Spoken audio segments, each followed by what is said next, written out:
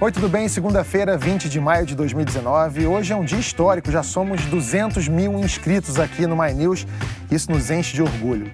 Meu muito obrigado a toda a nossa equipe e a quem acredita em um jornalismo de qualidade, plural e independente.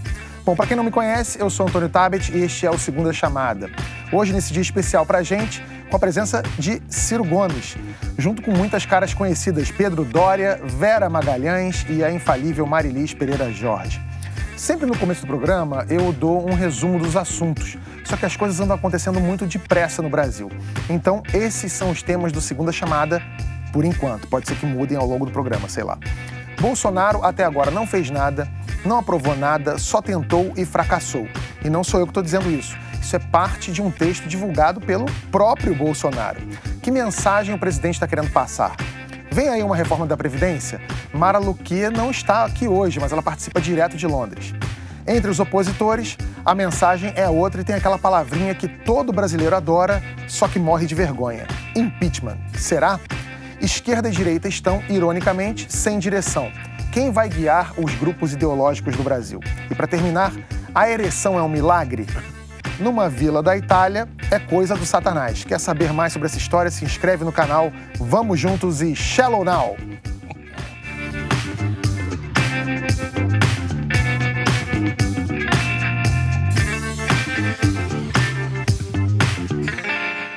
As forças ocultas estão de volta, isso mesmo. Pelo menos deram as caras num texto que o presidente Bolsonaro divulgou por WhatsApp na sexta-feira. A mensagem é um ataque ao Congresso, ao STF, e diz que o presidente provou que o Brasil é ingovernável sem conchavos. Segundo o texto, Bolsonaro não serve para nada além de organizar o governo no interesse das corporações. Um trecho do final é o seguinte, aspas, o Brasil está disfuncional como nunca antes. Bolsonaro não é culpado pela disfuncionalidade, pois não destruiu nada. Aliás, até agora não fez nada de fato, não aprovou nada, só tentou e fracassou. Há quem leia esse texto como uma tentativa de chamar o apoio das massas para o presidente centralizar o poder e passar por cima de instituições do Legislativo e do Judiciário. Outra leitura é bem mais simples. Ele nem leu, só repassou. Ele próprio parece confirmar essa versão. Diz que só mandou a mensagem para meia dúzia de pessoas e que quem quiser saber o significado deve perguntar ao autor. Ciro, muito obrigado pela presença. O ex-presidente José Sarney disse que o Bolsonaro joga todas as cartas na ameaça do caos. Você concorda com isso? Veja, Antônio, isso para mim, porque velho e muito experiente, isso não tem nenhuma novidade. Isso estava escrito nas estrelas que aconteceria e quem se der ao rapidíssimo esforço de recuperar o que eu andei falando aí na campanha, vai ver. O Bolsonaro, ele interpretou de forma muito tosca e muito fácil de ser entendida o sentimento dominante naquelas eleições passadas, que era uma espécie de antipetismo. Uma parte com razão, a Dilma malversou a estrutura econômica brasileira, todos os indicadores brasileiros voltaram atrás numa espécie de traição ao que o Lula tinha conseguido produzir e que não tinha sustentação, porque era um ciclo de consumo baseado em preços artificiais de commodities, mas isso é um outro assunto. E o Bolsonaro, e a outra parte nem tem razão, é um antipetismo meio reacionário e tal. Ele conseguiu interpretar e agregou a esse sentimento anti-PT algumas respostas simplórias, superficiais, aos dramas conjunturais do nosso povo. Então, a segurança pública, faltava um macho que pegasse a arma e até não sei o que, e saísse atirando todo mundo, que ia botar as coisas em ordem. Depois, a ideia de que o Brasil era um país afundado na ladroeira, na corrupção, fato absolutamente constrangedor e verdadeiro, e que bastava uma pessoa bem intencionada, cheia de moral e tal, que ia chegar lá e botar as coisas em ordem. Quando ele chega lá, e ele basicamente não é um mentiroso, que ele é também, mas ele é basicamente um despreparado assim, doído. Eu fui colega dele, deputado, e ele não entende patavina, ele não conhece o Brasil, ele não conhece absolutamente nada. Ele representou isso. Chegando lá, ele se dá com a realidade. E a realidade é muito mais difícil, muito mais complexa de manejar. E não é tão simples assim. Ele não está fazendo um apelo ainda, porque ele não tem, vamos dizer assim, a malícia do Jânio Quadros. Ele tem a doideira do Jânio Quadros, mas ele é um iletrado, um despreparado, não treinou. O Jânio Quadros já tinha sido governador, prefeito, já conhecia mais ou menos onde as andorinhas dormem. Portanto, o que o Bolsonaro está fazendo é simplesmente botar água nessa fervura da grande confusão que ainda vem por aí. Ciro, tem nesse fim de semana previsto um ato de apoio ao governo e de combate a essas instituições, né? Está circulando muito fortemente material contra o Congresso, contra alguns dos principais agentes do Legislativo, contra ministros do Supremo. Você acha que ele nutre a expectativa de que esse ato o legitime? E aí eu pergunto, o legitime para quê? Você vê no bolsonarismo a propensão de dar um passo para alguma coisa próxima de um autogolpe ou próxima de uma... Não. Só confusão. É um presidente, para além de despreparado, ele é irresponsável e ele está querendo reproduzir aquilo que deu êxito a ele. Só que o contexto de você ganhar uma eleição é, por definição, um contexto de antagonismo. Então você se afirma negando.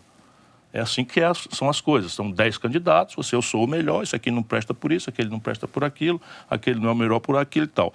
E ele teve êxito com esse conjunto de molecagens, de internet, inclusive com dinheiro estrangeiro. Hoje está muito claro que um baronato, uma parte corrupta do baronato israelita influiu aqui no Brasil com muita grana, né? Me processaram como se eu estivesse generalizando e tal, mas hoje o Facebook já proscreveu as empresas de Israel, que já está demonstrado isso, e vai ser muito bom para mim comparecer à justiça e mostrar mais uma vez. Então, veja bem, para ganhar uma eleição, você precisa desse antagonismo, você estimula esse antagonismo. E ele nunca entendeu que o papel dele, doravante, ganhando a eleição, é unir. É minimizar as arestas, é atenuar, é estabelecer um diálogo, uma contemporização. E aí vai ficando muito estranho, porque o discurso dele, antissistema, não guarda a menor coerência com o fato de que ele é absolutamente o sistema. Tem 9 generais no Ministério, 9 generais. 122 oficiais superiores ocupam as diversas hierarquias do governo. Não é? O Guedes é simplesmente um homem sem nenhuma vivência do setor público, comandando a economia em cima do rentismo, do privilégio absoluto a uma agenda ultraconservadora, que já não tem mais nem quem a defenda no debate internacional, e o resto é a turma da Praça da Alegria. São essa turma de doidos, de malucos, transvariados, que ele encheu aí o governo, infelizmente em alguns lugares críticos como a educação. Não é? Mas o que vai acontecer? Confusão, não tem um projeto. Qual é, Ciro, o seu prognóstico? Porque tem várias... Confusão. Mas o que quer dizer confusão? Porque confusão tem é um assim... momento aí em que o país para de funcionar.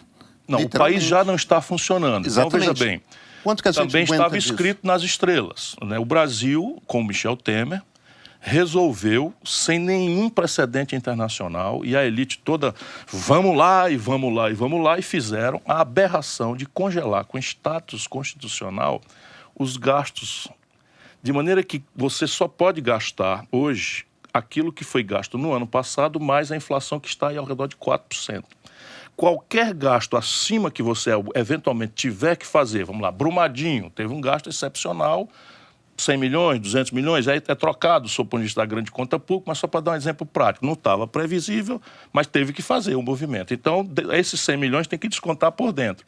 E o Michel Temer fez um aumento importante para os deputados, para os políticos e para os juízes, isso já custa bilhões, e o Bolsonaro, na hora de fazer a reforma da Previdência, a proposta, ele reestruturou as carreiras dos militares, que também importa em boa quantidade de bilhões. Resultado, esses bilhões a mais estão tendo que ser descontados. E eles ficam fazendo graça e discurso de que é austeridade, que é para combater balbúrdia. Não é nada, é simplesmente o corte, é obrigação constitucional. E isso vai fazer com que o sistema universitário brasileiro, os institutos federais, parem. Daqui a pouco nós vamos ter constrangimento graves nos custeios das Forças Armadas, que também foram cortados em 43%. Então, veja bem, a fronteira brasileira já está operando a meio expediente. Mas o que você está descrevendo aí... Tem que avisar o inimigo que não pode atacar de tarde. O que você está descrevendo aí é como que o Brasil para. E tudo bem, acho que todos aqui estamos enxergando esse Brasil parando. Tem uma hora que esse governo, em se mantendo dessa forma, vai se mostrar inviável, porque não consegue romper. Só que estamos ao quê? A menos de 5 meses do primeiro mandato. É isso. Então, qual é a solução a vista? Vai ser um parlamentarismo? As elites vai estão ser... conversando sobre isso, né? Para esse primeiro momento, o que está determinado, assim, a maioria dos políticos, aqueles que de fato estão com a mão na ponta dos cordões, que importam, e diálogo... Que são... Vamos lá, vou pegar aqui um exemplo. O Rodrigo Maia, que é presidente da Câmara, ele tem um cordão importante na mão, não é? Mas são os 3, 4 banqueiros importantes que conversam, e aí tem pontes com a oposição, então eu tenho uma ponta de cordão na mão, e sei lá, o Lula lá na cadeia tem outra ponta de cordão na mão, então tem uma conversa por interpostas pessoas, que basicamente é o seguinte: a avaliação nossa é de que a confusão é real, vai vir, vai se agravar, e que a forma de mitigar, por enquanto, é uma espécie de parlamentarismo não parlamentarista sob o ponto de vista institucional. É um esforço de contenção de danos a partir da organicidade institucional do Congresso Nacional.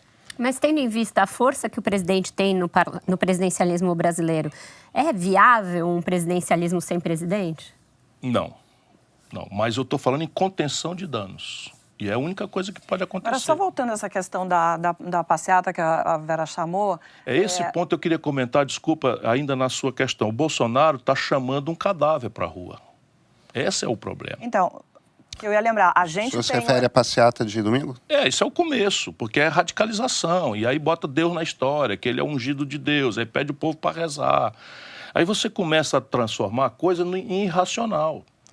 Aí o outro lá também quer desqualificar. O Bolsonaro chama de idiotas, imbecis, aqui, então ele esquenta o caldo de um lado, aí o outro lado também quer chamar o outro de sei lá o quê. E esse tipo de coisa vai negando a linguagem da política. Bolsonaro acredita que tem um apoio popular muito grande. A gente sabe o que aconteceu, por exemplo, quando o Collor chamou as pessoas para irem às ruas vestidas de verde e amarelo. A gente sabe, né, o que aconteceu nessa história. O próprio Jânio em 61, né? O que pode acontecer se essa passeata flopar, não aparecer ninguém, ele não tiver esse apoio e, de repente, esse governo perceber que nem esse apoio popular que ele acredita que tem, no final ele está se esvaziando? Marilise, os tempos estão tão estranhos que eu vou citar aqui uma pessoa que era improvável que eu citasse em qualquer circunstância, que é a Janaína, né, a deputada lá de São Paulo. A Janaína percebeu o que é uma obviedade. Você chamar a manifestação estando na situação é de uma loucura absoluta. Por quê? Porque cai nessa primeira síndrome. Ninguém vai para a rua protestar a favor. A própria palavra protestar supõe antagonismo. E as pessoas estão botando uma agenda. O corte na educação, a gasolina a R$5, percebe? O dólar a 4,10. E o que é que nós temos para comemorar? E essa difusa denúncia do sistema e uma coisa antagônica ao Congresso Nacional e antagônica ao... Vamos lembrar, o Congresso Nacional brasileiro é muito pouco querido, muito pouco respeitado pelo povo brasileiro. Mas ele acabou de ser renovado por este mesmo povo brasileiro. Portanto, atribuir ao PT todas as mazelas, isso é um rendimento declinante. Mas será que não é uma rejeição ao modus operandi do Congresso? Sem nenhuma dúvida é. Mas veja bem, o Bolsonaro não era esse inorgânico que se apresentou e empacotaram para o povo imaginar. O Bolsonaro é um politiqueiro. Vamos lá, eu conheço o Bolsonaro, fui colega dele. O Bolsonaro é deputado federal há 28 anos, ou seja, membro do sistema. O Bolsonaro esteve ligado a toda a situação do Rio de Janeiro. O Bolsonaro apoiou o Sérgio Cabral, o Bolsonaro apoiou o Crivella, o Bolsonaro apoiou todos. Aécio. O Garotinho, o Aécio e tal. É ligado ao que há de mais atrasado, mais podre, mais corrupto. E agora, o que está enervando o Bolsonaro é que descobriram, finalmente, pegar o rabo do rato. Esse filho dele, Flávio, ele que ensinou. Quem faz a rachadinha foi o Bolsonaro. O Bolsonaro é que no gabinete dele botava um monte de funcionário fantasma que devolviam 90% dos salários a ele próprio, Bolsonaro. E foi botando os filhos e foi ensinando os filhos a fazerem isso. É por isso que você chama ele de mentiroso também? Ele é mentiroso, quanto mais. Por quê? Isso é só procurar na internet. Por exemplo, reforma da Previdência. Há 6 meses atrás, antes da eleição, ele dizia que era um crime você botar a idade mínima de 65 anos. E eu dizia, é preciso discutir a Previdência, há um problema aí, a diferença da idade tem que ser vista por questão rural, mulher, trabalhador urbano, mas evidentemente o trabalhador urbano de trabalho intelectual tem que ter uma idade mínima. Então eu tentava mostrar que havia uma complexidade nos assuntos e ele ia no raso, percebe? E isso é um mentiroso, o Bolsonaro é um grande mentiroso. Se ele resolver E isso... corrupto, porque o tamanho da corrupção não diz da decência do cidadão, diz da oportunidade que ele teve. Se eu tenho por oportunidade o meu gabinete e eu pego o funcionário fantasma, ele não disse na campanha que usava o dinheiro do auxílio moradia para comer gente? A Mara Luque está há meses insistindo para o Ciro vir aqui no programa. Eu peço desculpa, eu só soube quando vocês gravaram aquele negócio. Pois é, Senão eu já estaria aqui. agora que o Ciro veio, ela não tá. Mas ela não ia deixar passar. Então ela mandou perguntas para você, Ciro. Que bom, Fala aí, Mara. Oi, Ciro, bem-vindo ao Segunda Chamada. Não vou poder participar do programa porque eu estou em Londres, o My News está abrindo um escritório aqui em Londres, eu vou ficar algumas semanas aqui, mas eu queria participar um pouquinho dessa conversa. Ciro, quando o governo começou a vir uma expectativa de que ele iria encaminhar uma agenda de reformas que deixaria o país mais moderno, mais competitivo, com um ambiente de negócios menos adverso e principalmente que colocaria um rumo nessa trajetória da dívida pública, né, que deixaria essa dívida então estabilizada e conseguiria reverter esse caminho que a dívida está tomando, e o ponto principal seria a reforma da Previdência, dado que essa é a nossa maior despesa, maior até mesmo do que o juros. E isso não aconteceu. O que a gente viu, o que o mercado viu, o que os agentes econômicos viram, foi uma deterioração nessa expectativa.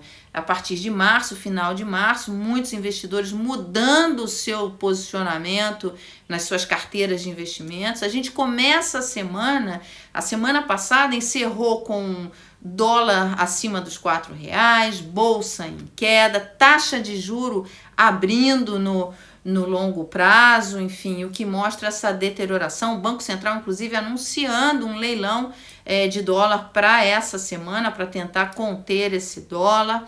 Os mercados agora, os agentes econômicos, eles se voltam para o Congresso. Eles acham que o Congresso é que vai liderar essa agenda de reformas.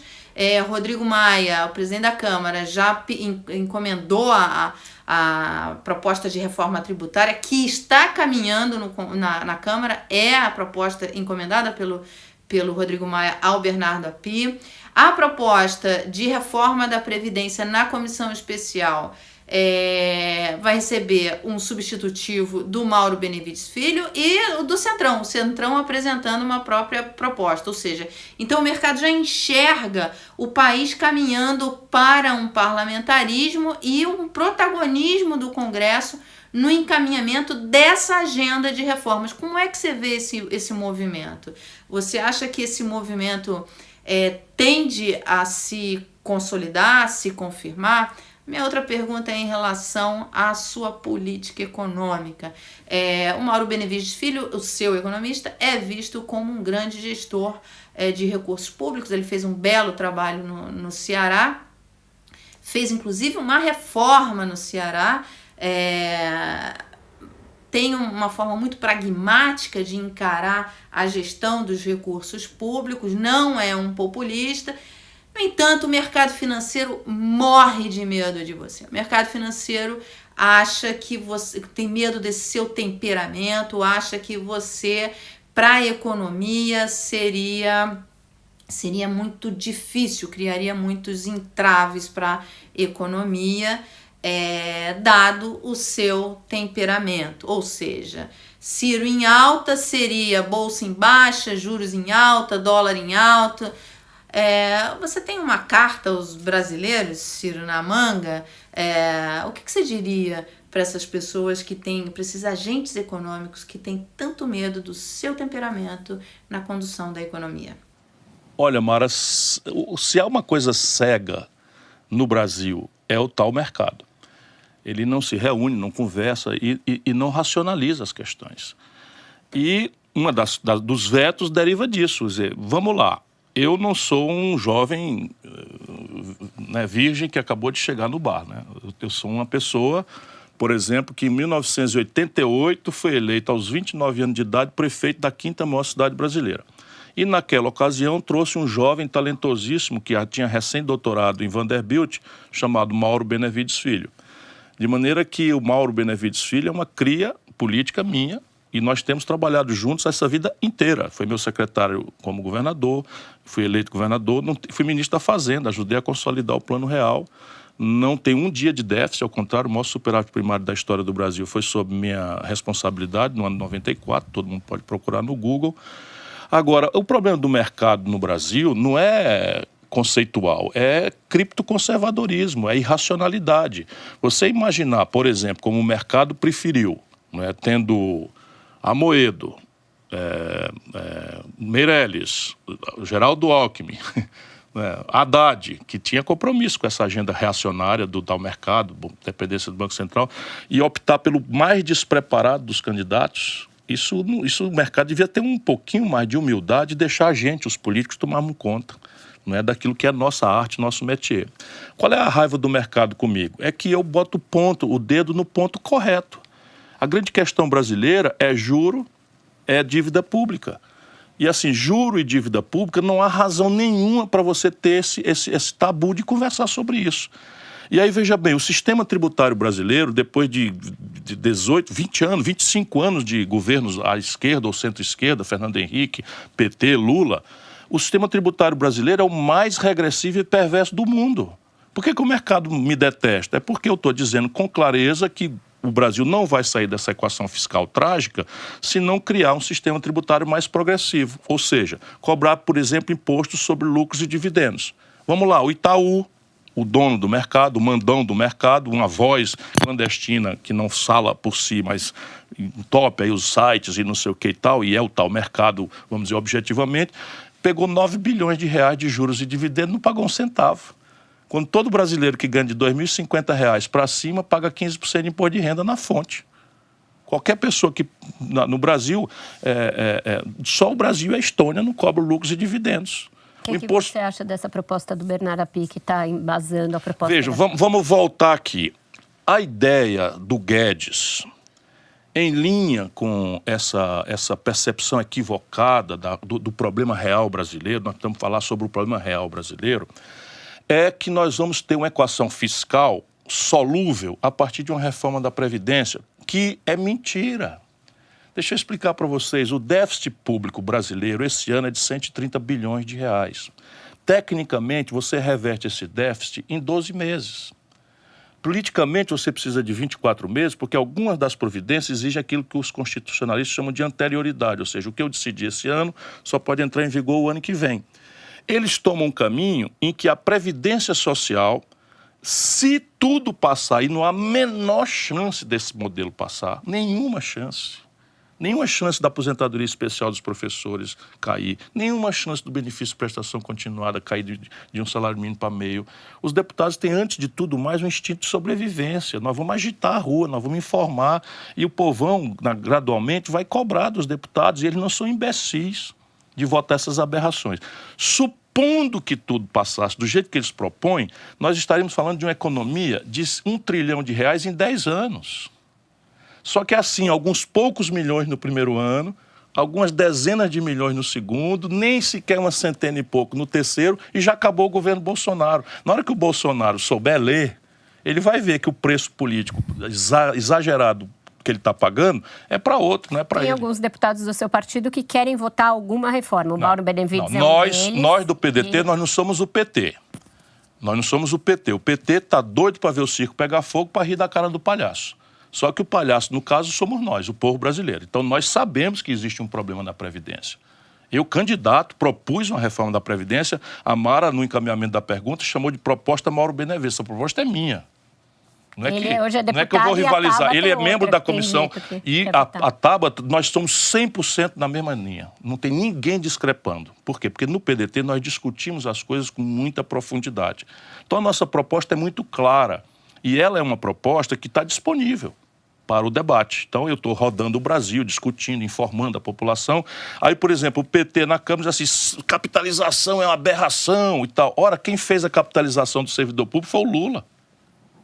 Isso é um negócio inacreditável. O Lula, né, ainda em 2003, fez uma reforma da Previdência e o PSOL, por exemplo, nasceu da briga dos deputados do PSOL contra o PT por causa de uma reforma da Previdência. Aí o cara, quando está no poder, é a favor de uma coisa, a DRU, que capa um terço dos recursos da Previdência Social, foi renovada pelo Lula, foi renovada pela Dilma, que queria transformar em 30%. Ou seja, um terço de todo o dinheiro da Previdência é tirado para financiar o baronato financeiro no Brasil. Então, qual é o problema brasileiro, se eu não quero me estender muito? Primeiro, o colapso do consumo das famílias. Não há mercado que entenda que o Brasil tem hoje 63 milhões de pessoas com nome sujo no SPC. 60% do crescimento do PIB brasileiro é uma variável que depende do consumo das famílias. Se eu tenho 14 milhões de desempregados, 32 milhões de brasileiros na informalidade e 63 milhões de brasileiros com o nome sujo no SPC, evidentemente que o principal motor da economia, do crescimento, está colapsado. E o Guedes não compreende isso, acha que isso é um assunto do laissez-faire, e o laissez-faire, ou seja, deixa que o individualismo resolve e tal. Isso nunca aconteceu na história da humanidade. Segundo, o empresariado, de onde viria talvez o investimento privado, não é matéria de confiança subjetiva. Nunca houve isso na história do mundo. Nenhum país do mundo foi salvo da sua tragédia pela poupança dos outros. E no Brasil a gente está com esse papo furado de ganhar confiança estrangeira. Nunca houve esse precedente no mundo. Mas no Brasil é o seguinte, número, 3 trilhões de reais é a dívida dos empresários. 600 bilhões de reais já estão micando. Essa gente, o Fernando Henrique e o Lula, deixaram o Brasil concentrar 80% das transações financeiras na mão de 5 bancos. Sabe quantos bancos disputam o cliente nos Estados Unidos? 5 mil. Aí o juro e os serviços e as tarifas e o respeito ao cliente existem. Aqui no Brasil são 5 bancos. O Banco do Brasil é a Caixa Econômica, o Itaú, o Santander e o Bradesco. Eles combinam. Sentam e jantam. E os daqui, do Banco do Brasil e da Caixa, é tudo picareta, com raríssimas exceções, que transitam de forma criminosa do setor financeiro privado para o setor público, traficando informação e tráfico de influência, coisa que na América, na Europa, da cadeia, aqui é normal. Então o camarada sai do Itaú e vai ser chefe do Banco Central, que era o Ilan. Sai do Bradesco, o Levi vai ser ministro da Fazenda. Sai do Banco de Boston, o Meirelles, e vai ser presidente do Banco Central. Só no nosso país, saqueado por esse tal mercado que faz. Terceiro, o colapso fiscal não tem saída sem melhorar o sistema de arrecadação. Então você tem lucros e dividendos, dá 70 bilhões. Você tem imposto sobre heranças, no Ceará é 8%, no Brasil é 4%. Sendo que e é 8% no Ceará porque é o limite. Não estamos falando de herança de classe média, 2 milhões de reais, esquece. Nós estamos falando de grandes heranças, que nos Estados Unidos é 40%. O imposto sobre herança do Brasil é 4%. Aí por isso que o mercado tem horror a mim, porque são as melhores práticas internacionais de quem que eu vou cobrar. Vou cobrar deles, dos ricos, do baronato brasileiro, que hoje 5 pessoas acumulam a renda equivalente a que os 100 milhões de brasileiros mais pobres têm. Esse é o ódio, e eu sei como resolver. Depois você tem as renúncias fiscais, Antônio, no Brasil, o povo, classe média, o povo paga logo no remédio o imposto dentro do preço. Pois bem, o Brasil, depois da Dilma, 386 bilhões de reais de renúncia fiscal por ano. Se você capar 20% disso, você acabou de resolver o déficit primário. Agora, já Ciro, sobrou dinheiro. Ciro, como é que você resolveria isso? A gente está falando aqui do Congresso, pronto, aí modus operandi do Congresso. Teve a história do mensalão com Lula, tem o Bolsonaro agora conclamando os simpatizantes dele aí para a rua. Como é que o Ciro resolveria isso com o Congresso desse jeito, trabalhando dessa maneira? O Congresso é uma variável do Executivo. Eu fui congressista também. Eu fui prefeito, lidei com vereadores. Não tive um problema sequer, eu tinha 5 vereadores em 41, meu partido, e eu governei muito bem. Fui deputado estadual, governei como governador com a Assembleia Legislativa. Negociar é normal, legítimo, prestigiar os políticos, é absolutamente da democracia. Ninguém está aqui a fim do ditador, que é o que o Bolsonaro gostaria de ser. Né? E parte desses canalhas que o cercam gostaria de ver o Brasil submetido a uma ditadura que a gente já sabe no que dá. Então, a questão do Congresso brasileiro, quando eu fui congressista, eu mais ou menos tinha uma classificação muito arbitrária, mas ilustrativa. Eu via lá por dentro. Você tem 1/3 do Congresso Nacional que é de gente muito séria, gente muito boa, conservadores, progressistas, gente muito séria. Né? Você tinha um Roberto Magalhães, governador de Pernambuco, muito conservador, mas decente, honrado, espírito público. Enfim, você tem 1/3 de bandido. Lembrando que todos estão lá eleitos pelo nosso povo, portanto é preciso ter respeito só por isso. Quem é que se acha melhor do que o povo? Mas tem um terço de bandido. Um bandido de respeito. Não, bandido irrespeitável, bandido canalha, bandido, batedor de carteira. E você tem um terço que, digamos assim, nem é aquilo nem aquilo. Ele oscila conforme a hegemonia dos ventos. São os fisiológicos. E quem dá o sinal para eles é o executivo. Então, negociar 2/3, tratando com os sérios e tratando com esse ambiente aqui, significa o seguinte, negociar mesmo. Vamos lá, quem quer ser dono da verdade? Está aqui a Previdência, aqui o problema, está aqui os números, e vamos racionalizar, e vamos sair de Brasília. Vamos redesenhar o Pacto Federativo, vamos envolver os governadores. O Rio de Janeiro não tem saída sem uma interação federal. O Rio Grande do Sul não tem saída sem uma interação federal. Minas Gerais não tem saída sem uma interação federal. E mais 17 estados. Isso é uma oportunidade de ouro de você estabelecer com os partidos, com os políticos, um novo pacto, um novo desenho. E, em qualquer circunstância, esses entendimentos, essas negociações têm que ser feitas à luz do dia, comovendo correntes de opinião, para que as pessoas também se envolvam e, no futuro, se for necessário, com o assentimento do próprio Congresso, o que é absolutamente comum, e a elite brasileira está ao mercado, tem horror a essa ideia, porque adoram a corrupção, adoram o bastidor, adoram, sabe, o puxadinho para conversar e comprar deputado. Eles amam isso. Falam que são contra, mas amam isso. Então você pode amanhã, com a própria autorização do Congresso, chamar o povo diretamente a votar. Por que nós temos que votar uma reforma previdenciária que constrange, né, as corporações, e as corporações, não as que o Bolsonaro está falando, mas vamos lá, os militares. Os militares custam 47 bilhões de reais para a Previdência e pagam 3. Portanto, o buraco da conta da Previdência nos militares é de 43 bilhões de reais. Qual é a proposta do Bolsonaro para isso?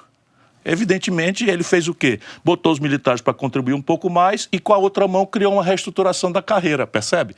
Então, os camaradas vão pagar um pouco mais, mas ganhavam 22 mil reais um oficial superior, passa a ganhar 30. Deixa eu ver se eu entendi. Você estava propondo plebiscito para a reforma? Sim, claro, porque esses assuntos, eles é o seguinte, o Brasil tem uma contradição ancestral. Mas o povo entende reforma da Previdência para votar em Claro, você plebiscito? dá 3 meses de campanha.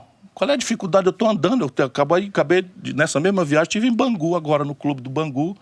Se você tiver paciência, vai explicando para as pessoas. Mas isso não é suprimir uma atribuição que é do Legislativo? Sim, mas o Legislativo pode perfeitamente, em boa sintonia com o Executivo, transferir determinadas decisões com autorização do Congresso Nacional para que o povo vote. Por quê? O Brasil tem uma síndrome. Nós temos uma minoria ativa, organizada, que sabe o que está acontecendo, e uma esmagadora maioria do povo difusa, desorganizada, desinformada e tal.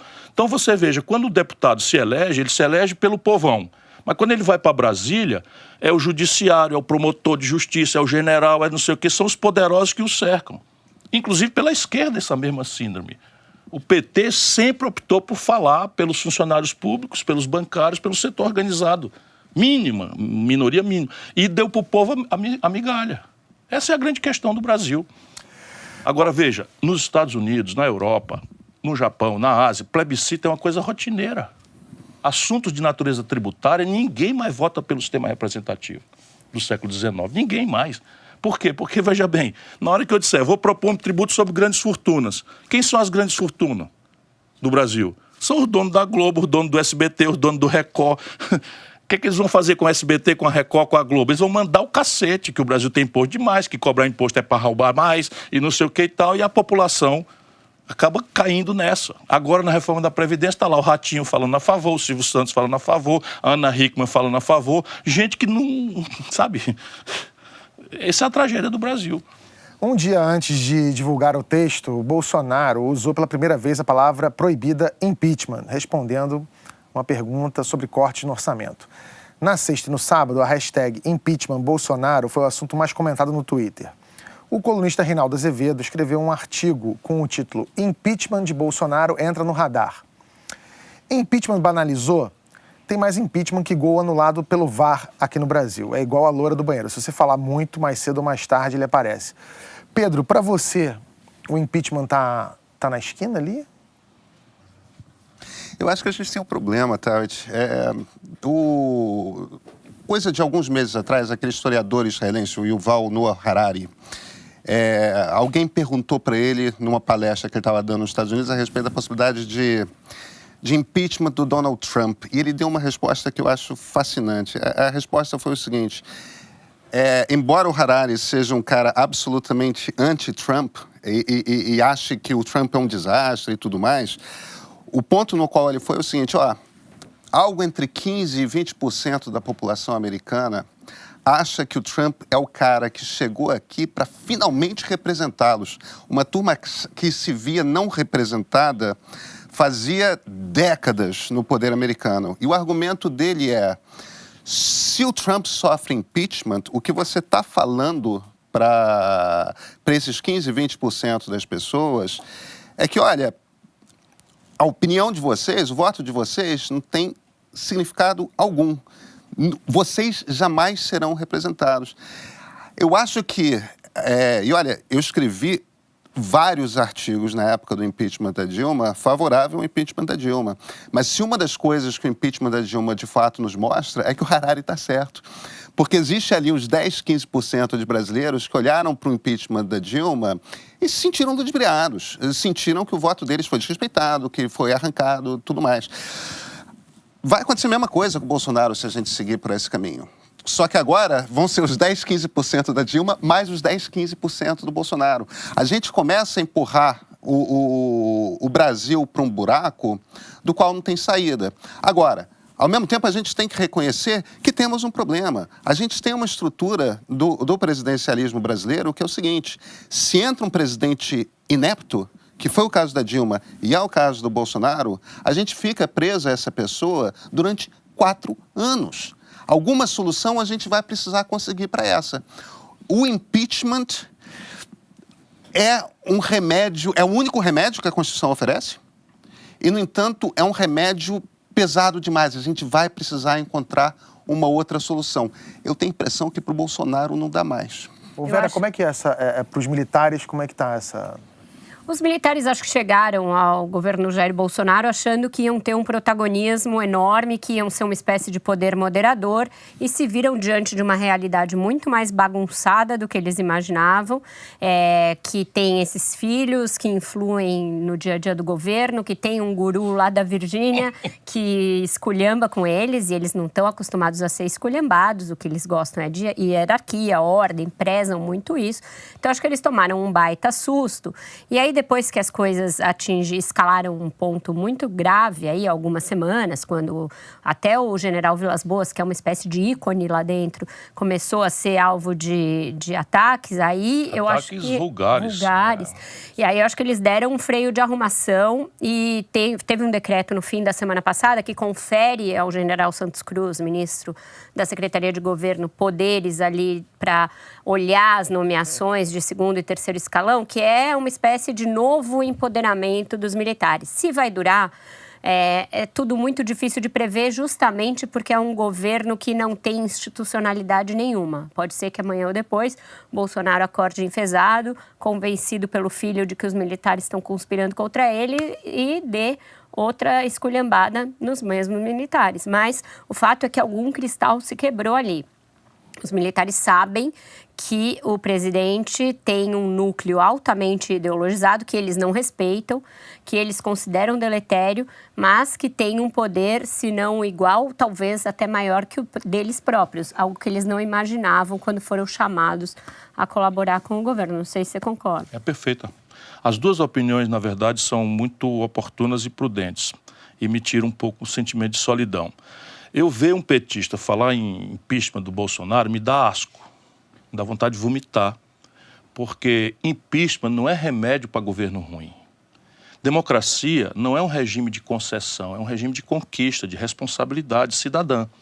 Então, se a gente vota com tal descuido, não é, a gente paga por isso. Se a gente vota bem, a gente ganha com isso. E isso é a pedagogia da democracia.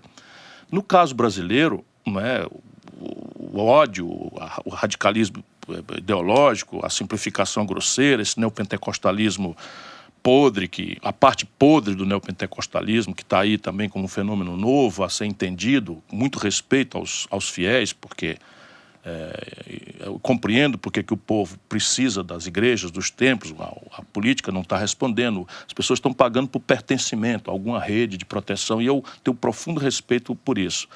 E o Bolsonaro, para a gente entender o Bolsonaro, a gente tem que entender a psicologia de um homem quase doente. Quase doente. O Bolsonaro, ele tem ódio ao estamento militar. Paixão, não é? Mas ele foi expulso dali. Ele quebrou a hierarquia, ele falou contra os seus superiores e ele está estabelecendo uma espécie de vindita. Se você quiser entender o Bolsonaro, você vai vendo várias coisas. Por que o Bolsonaro tem esse ódio anti-intelectual? É porque ele é curto. A capacidade de raciocínio dele em abstrato, ele é quase um burro. É quase um jumento, assim, um cara imbecil mesmo. E aí o que ele tem? Ele tem ódio aos letrados, ele tem horror a isso.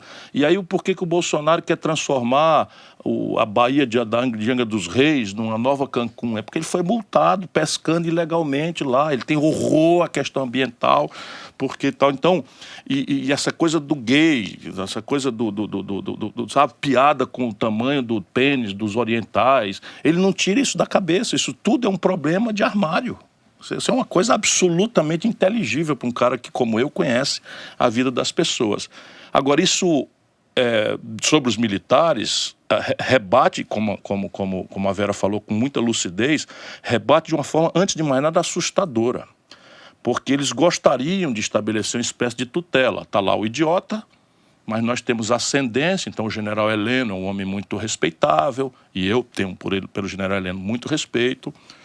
Acho que eles estão traindo a história, né, porque estão contemporizando com essas loucuras, né, estão contemporizando com a entrega do Brasil aos estrangeiros, base de Alcântara entrega aos americanos, a Embraer entrega aos americanos, o acerto. Nós já devemos aos militares, a isso que a Vera corretamente e bem informada que colocou, nós devemos aos militares, ainda no bastidor, nós não estávamos numa aventura bélica na Venezuela.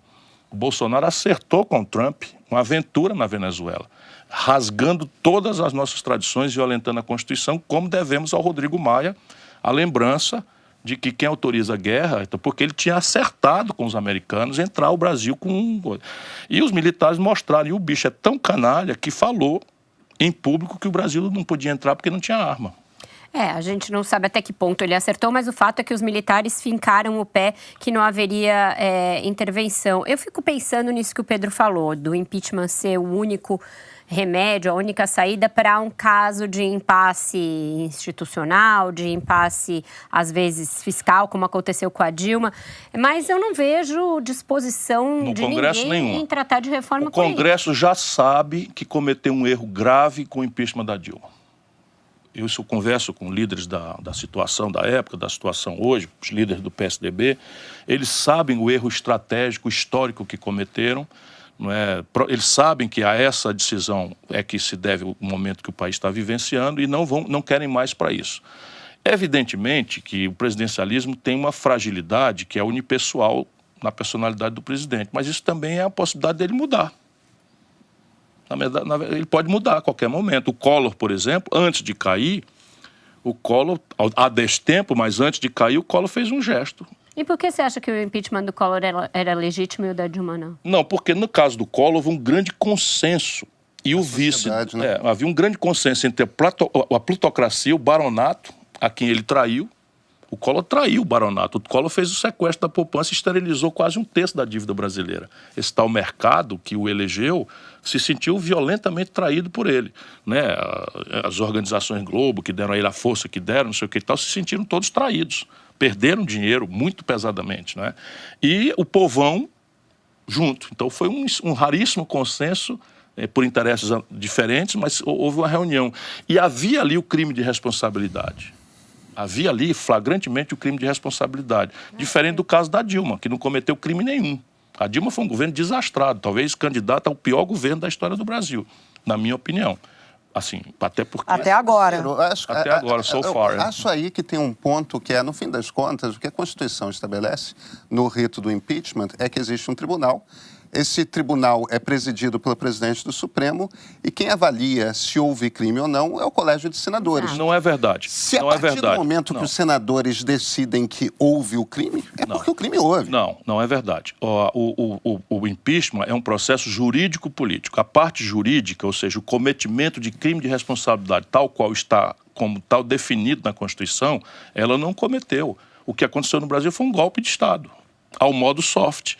que os americanos aprenderam a estimular Mas agora. um golpe exige um rompimento da Constituição, Ciro. Não exige golpe. Se a gente for... Exige uma interpretação elástica. Ué, Mas o direito, ele tem interpretação elástica. Crime não? de responsabilidade. Olha, Geral. nulum crime, nula pena, sine lege. Eu sou outrora professor de direito. Então, nulum crime, nula pena, sine lege. O que quer dizer, o primeiro princípio do direito penal é: não existe crime sem lei anterior que o defina. E crime de responsabilidade, a lei existe e o define. Trata-se de trair o país, de traficar informação para o inimigo estrangeiro em caso de guerra. você está dizendo que crime de responsabilidade fiscal Não existe isso. Simplesmente não existe crime de responsabilidade fiscal. Depois da Dilma, com esse teto de gastos, se estabeleceu a ideia de que extrapolar o teto de gasto é crime de responsabilidade. Não tem crime de responsabilidade fiscal. Crime de responsabilidade. Depois da Dilma.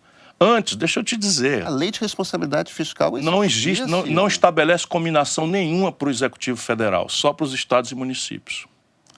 Isso é simples, é trivial, isso não cabe essa discussão. Você está intoxicado pela propaganda da época, mas, na verdade, não existe crime de responsabilidade fiscal. Isso não existe. Então por que ninguém recorreu ao Supremo? Foi feito o recurso, e o Supremo, como sempre, como diria o velho Rui Barbosa, é o poder que mais tem faltado à República. Mas, Ciro... Veja bem, quando a pessoa comete crime, perde os direitos políticos. A aberração deles, caçar a Dilma e conservar os direitos políticos da Dilma, aquilo foi um ato absolutamente golpista. E eu concordo, e eu acho que foi um erro puro e político. simples. Eu acho que foi um erro político, mas a gente tem que voltar, no fim das contas, isso aqui é um circuito fechado. Temos o judiciário, temos o executivo, temos o legislativo, cada um tem suas funções e as leis partem do princípio que juízes cometerão erros na interpretação das leis, nas suas sentenças, tudo mais. E por isso há recursos. Agora, o último erro está e está dentro do pacote de leis porque é decidido por quem tem a responsabilidade. Deixa eu voltar. Se a gente for fazer uma discussão subjetiva, você vai voltar com a sua ideia e eu também voltarei para casa com a minha, porque esse é um assunto que já passamos. O que é que nos refugia dessa subjetividade? A lei. No caso, a lei é o seguinte: não existe crime de responsabilidade fiscal. Não existe. Isso é uma invenção do Brasil. Foi uma retórica que se fez. Não existe. Pedalada fiscal, todos os presidentes da República fizeram. Todos. O Lula fez durante os 8 anos. Mas os níveis da Dilma foram muito Não. maiores. Sabe por quê? Porque, repare, você tem um subsídio ao crédito rural.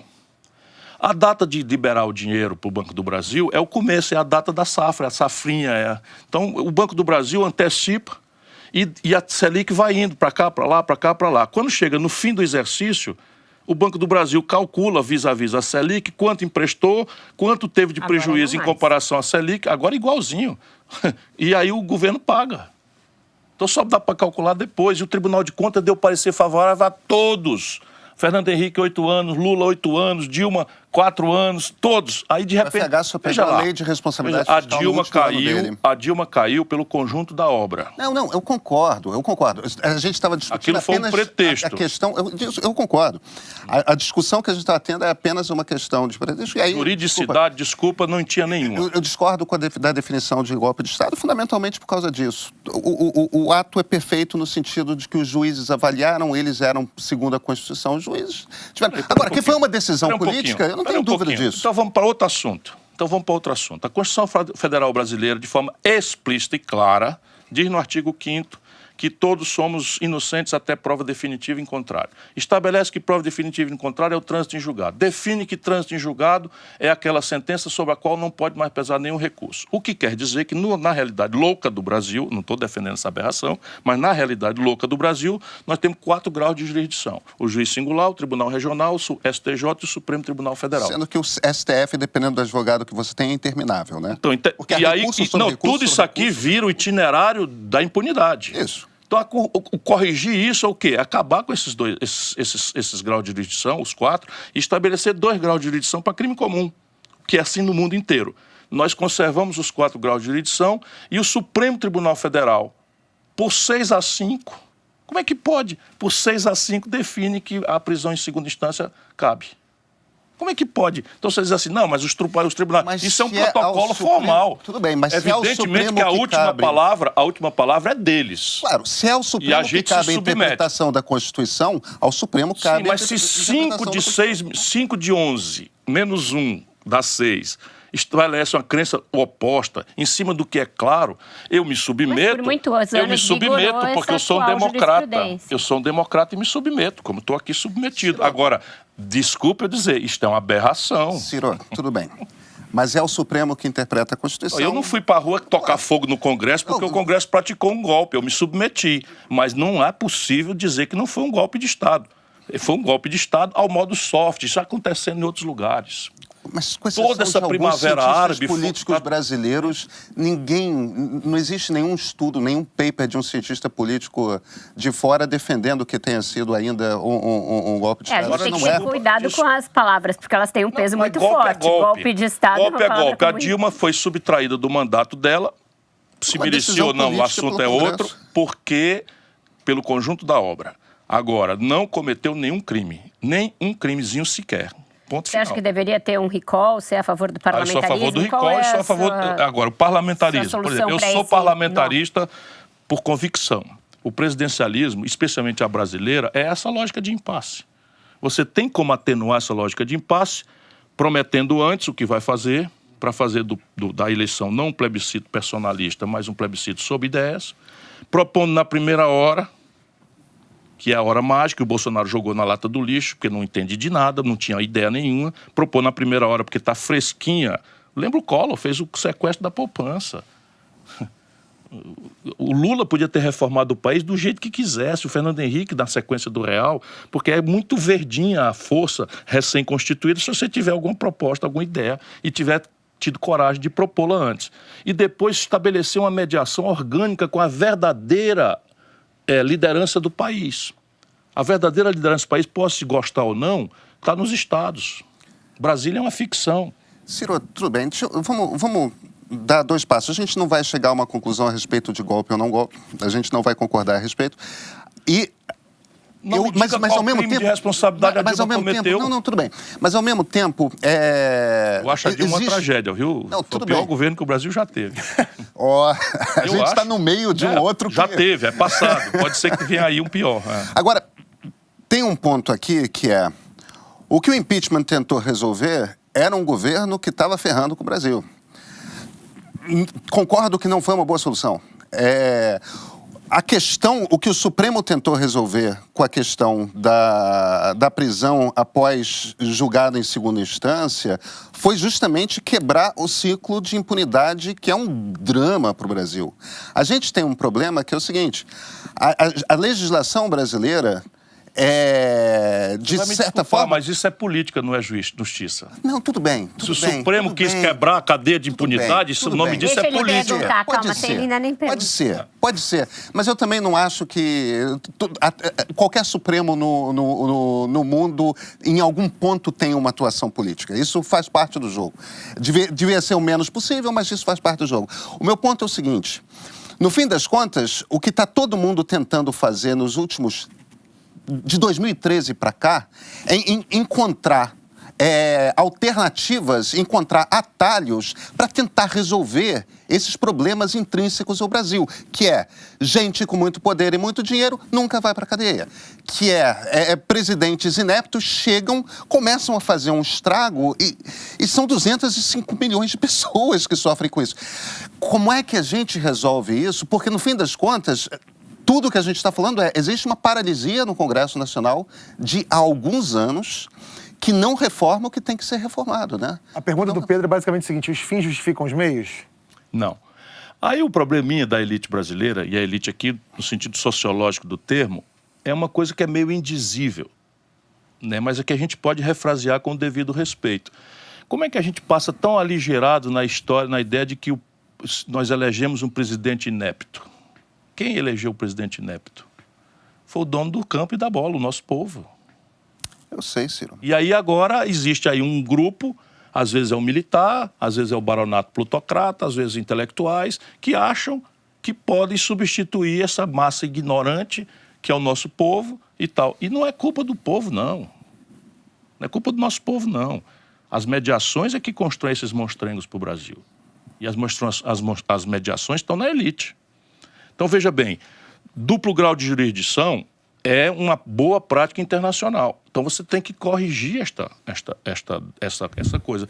O Supremo, no caso de direito positivo, que é o vale o que está escrito, não pode fazer política, não. Pode, por exemplo, nos Estados Unidos, na Alemanha. Por quê? Porque o direito é consuetudinário. É uma inerência das cortes de justiça interpretar as tendências de opinião e fazê-las ser a lei. Porque as leis não estão escritas. O que é costume vira regra. Afirmada essa regra pelo Supremo. Nós aqui estamos, sem trocar o sistema, imitando esse negócio. Aí vem o Sérgio Moro. Veja, eles transformaram o Brasil numa república de banana. Só numa república de banana de quinta categoria, um juiz condena um político, não estou dizendo se é justo ou não é justo, condena um político e aceita ser ministro do adversário que se beneficiou dessa condenação.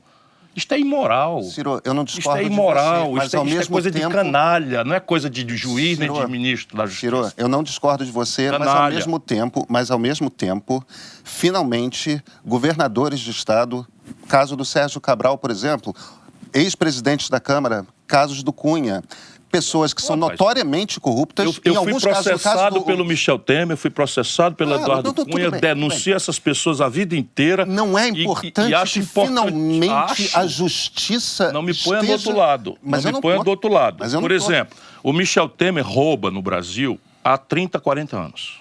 Sim, a turma do pudim. Então, o Bretas, juiz aqui do Rio de Janeiro, resolve mandar prender o Michel Temer sem forma. Ou qualquer dia desse vai ser você, porque acabou de dizer uma coisa aqui que desagrada ao Bretas. Percebe? Não é assim que se faz justiça. Eu não estou chegando ao caso do Temer, não. Mas não, eu estou dando exemplo. Então, veja bem, que vê barões como Eduardo Cunha preso e tal, a mim, que vivo... Eu respondo 70 processos. 70. E me condeno, porque eu sou bocão, porque eu sou pavio curto, não sei o que e tal. Os 70 são corruptos, que eu denuncio.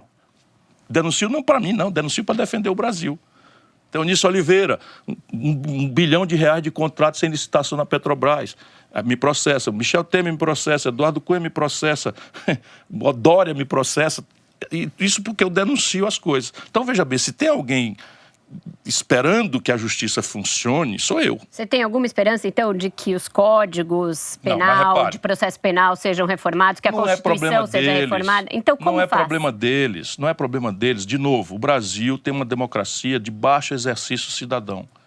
E nós precisamos exercitar a cidadania. Exercitar a cidadania, respeitar a vontade popular. Respeitar a vontade popular. Esse Congresso é o que é, eleito pelo nosso povo. Aí, de repente, acaba a eleição e vem um despotismo esclarecido aí que se autoriza a ser melhor do que o povo. Vamos dizer, vamos denunciar, vamos ajudar a esclarecer e tal. Ciro, uma pergunta então. A gente tem um povo, a vontade popular é um povo que a gente vive num país que tem um problema muito sério de educação, né, que está refletido no Congresso, está refletido na Presidência da República, nas presidências da República recentemente. Se esse caminho de tentar resolver as coisas de qualquer jeito, na porrada, não tá resolvendo, a gente pode, então, ficar tranquilo que o Brasil, se tiver uma solução, é só de longuíssimo prazo e até lá... Lamentavelmente, não vejo solução de curto prazo, a não ser num ambiente de alta energia política que o presidencialismo, que tem todos os defeitos do mundo, tem esse lado virtuoso. De 4 em 4 anos, há uma excitação geral e todo mundo vota. Agora, o nosso problema, volto a dizer, são as mediações. O povo não vota em corrupto, sabendo que é corrupto. O povo não vota em despreparado, sabendo que é despreparado. O povo vota nos pacotes que a elite, que as mediações preparam para eles. Mas no caso do Bolsonaro, a imprensa expôs tudo que ele é. Não se pode dizer que... Não é verdade. Vou pegar aqui o exemplo caricato. O Bolsonaro foi na bancada do Jornal Nacional com audiência de 70, 50, 60 milhões de pessoas, entregou um papel falso ao Bonner, dizendo isso aqui é o kit gay que estão querendo impor nas escolas para ensinar a meninada a dar bundinha. E depois eles desmentiram. Nunca não tem como fazer isso o Bonner nem a Globo desmentiram isso. Claro que sim. Claro que sim. Nunca desmentiram. Todo mundo desmentiu, Ciro, você Todo sabe. mundo não. Eu desmenti, você desmentiu. Fato ou fake das organizações Globo, eles no ar no dia seguinte, o próprio Bonner. As pessoas votaram no Bolsonaro não porque não sabiam como ele era, porque sabiam como ele era. Isso é que a gente tem que discutir. Claro que sim. Todo mundo sabe que o Bolsonaro passou a vida defendendo tortura, que passou a vida falando as coisas que ele fala. Mas isso aí o buraco é um pouco mais embaixo. Na nossa cabeça, nós que estamos aqui no outro ambiente, nós abominamos a tortura.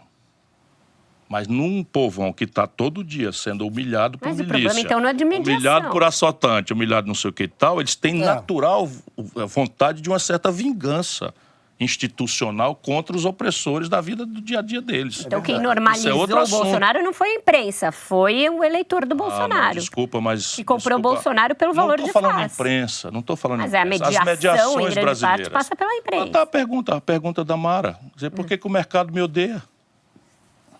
Sem favor nenhum, quem era o mais preparado naquela disputa? Ciro, uma pergunta aqui que nem tá no... Sem nenhuma imodéstia, quem era o mais treinado? Quem era o mais treinado, assim, uma pessoa que tem uma história, que podia ser biografado, quer dizer, cadê o escândalo onde eu fui envolvido? Vamos lá, o Alckmin está envolvido em escândalo, não sei o que e tal, pô, mas o cara é governador, não sei o que e tal. O Meirelles, ultra-reacionário, não entende nada Mas a do hipótese Brasil. que ela levantou do seu temperamento, você acha que não conta nada? Tu acha mesmo? Olha a comparação do meu temperamento com a do Bolsonaro. É um pouquinho. Ô, Ciro, Que dia foi que eu andei Ciro, dizendo deixa vamos eu te fazer- metralhar o adversário, e não sei o que e tal, estão distribuindo... Que é isso? Ciro, Isso, deixa eu te sou fazer... indignado, é outro assunto. Deixa eu te fazer uma pergunta que não está nem no roteiro, mas eu gosto de dizer que essa última eleição não foi uma eleição de voto, foi uma eleição de veto, Veto, né? sim. E as pessoas buscaram um outsider, né? E o outsider, apesar de ser um deputado há Um 30 outsider anos, não está. é um outsider porque ele não era identificado nem com os dois lados da moeda que vinham girando nas últimas eleições, que O era... anonimato do baixo clero o Isso. permitiu... Exatamente. Ele estava entre o tucanato ali, de Serra Alckmin, ninguém aguentava mais.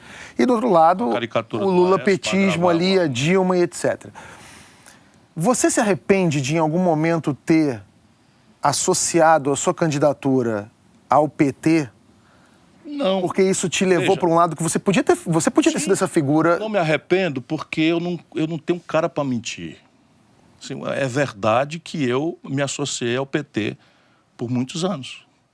Eu ajudei o Lula, eu ajudei para valer, fui ministro do Lula. Como é que eu vou chegar mas na isso eleição também já e ser teve, o isso também oposto? já teve ligado ao PSDB. Eu tô falando... Eu fui fundador do PSDB Então, e rompi. A minha pergunta é, na eleição... Não, porque se eu entro nessa, eu minto. Percebe? Se você mente, dá no que está dando o Bolsonaro. Se você recuperar o que eu ando dizendo sobre isso, é exatamente isso. Olha, não adianta mentir. Ou você consegue estabelecer uma relação de respeito, em que você modera as expectativas, mas estabelece vamos dizer, diminui a potencialidade de frustração e a precocidade, ou não governa. Eu cansei de dizer isso. Nem o Haddad governaria, nem o Bolsonaro governaria. O problema é que as pessoas não querem ouvir. Mas se você fosse uma alternativa off-PT e off-PSDB, falando assim, não quero saber desses dois, eu vou ser uma alternativa, não teria sido melhor para você? Mas eu fui isso. Eu só não podia era negar a minha origem. Mas eu fui isso. Eu estou dizendo, olha, essa polarização vai matar o Brasil. Isso é o que eu dizia toda hora. Existe um caminho de centro no curto prazo para o Brasil? Para a eleição municipal, por exemplo? Existe. E, assim, ele não é fácil de organizar porque o critério no Brasil deixou de ser ideias e programas. O critério virou, por conta do culto à personalidade ao Lula, né, virou uma coisa Lula e contra Lula. E isso vai matar o Brasil. Vai matar o Brasil. Mas que o povo está procurando caminho, tá. Ciro, no fringir dos ovos, Veja a eleição do Whitson no Rio de Janeiro, é inacreditável. qual é a sua avaliação que você faz desse personagem que se tornou um personagem incrivelmente complexo na história do Brasil, que é o Lula? Ele foi uma força... força para o bem, força para o mal seria ruim, mas qual o impacto que você acha... O Lula fez um estrago, né? Ao mesmo tempo que foi um bom presidente. O Lula no foi início. um bom presidente para o Brasil, se você imaginar a conjuntura. Então, o que o Lula conseguiu? A proeza de expandir o consumo quase 4 vezes. Mas num direção- tempo sem também base. que estava entrando uma quantidade de dinheiro no sem Brasil. base, sem estrutura, sem base, sem nada, de forma absolutamente insustentável. A maior parte das pessoas não entende que aquilo foi uma alta rara no mercado de commodities internacional, Isso, que botou uma isso, quantidade abissal de isso, dinheiro no Brasil. Isso. E ele, a virtude dele é que ele pegou essa montanha de dinheiro, deu 70% para o baronato e 30% para o povo. 70% Ou seja, não foi um governo de esquerda. Não foi nem remotamente. Ele, pelo contrário, a perversão do Lula começa e se agrava mais recentemente, porque ele é o crime perfeito. É o líder de esquerda que coopta todas as expressões de organização da sociedade civil, dos estudantes, dos sindicatos, dos profissionais liberais, etc., coopta para o governismo, anestesia o antagonismo social com políticas sociais compensatórias que fazem parte do ideário neoliberal, do consenso de Washington, políticas sociais compensatórias, a pedra de toque mais forte é o Bolsa Família, e faz uma aposta numa grande conciliação subornada por 70% para os ricos e 30% para os pobres. Tanto que a classe média, que é quem primeiro se insurge, ela ficou neutra. A classe média não viu nada nesses governos. E por que a revolta do povão com a Dilma é precoce? Porque a Dilma simplesmente, quando cai os preços das commodities, ela não entende nada, não é do ramo, é uma nomeação do Lula, para o Lula continuar mandando, o poste, que ele quer continuar repetindo a mesma prática. E aí o povo brasileiro perde metade da capacidade de consumir do dia para a noite.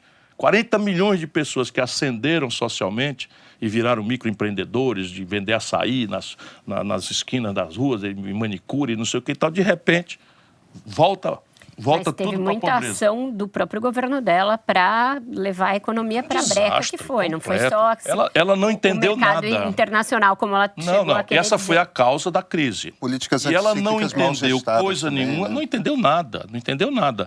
Aí, por exemplo, renúncia fiscal para grandes conglomerados que não tinham correspondência em investimento nem emprego, que viraram tudo remessa de lucros e dividendos para o estrangeiro sem tributação. A política energética um desastre completo. É indizível. Voltando aqui para o atual governo, né, a falta de articulação é tão grande que até figuras simbólicas da direita que apoiaram o presidente na eleição estão se afastando de Bolsonaro.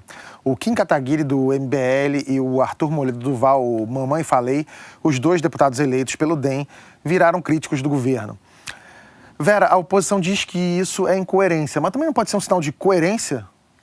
Eu acho que essas pessoas não são apoiadores de primeira hora do bolsonarismo, né? O MBL adere no segundo turno, algumas dessas outras forças que começam a romper agora também foram ali no rabo do foguete depois da facada, principalmente quando começou a se galvanizar um apoio conservador em torno do Bolsonaro. O fato é que ele optou por um caminho meio de sectarismo, né, ao priorizar essa ala mais ideológica do governo e nomear pessoas dessa ala ideológica, inclusive para pastas grandes e que têm um impacto direto no dia a dia das pessoas, na vida das pessoas. Uma coisa é você brincar de parquinho ideológico nos direitos humanos ou mesmo nas relações internacionais, que é uma pasta importante, mas que está numa espécie de torre de marfim ali longe do dia a dia das pessoas.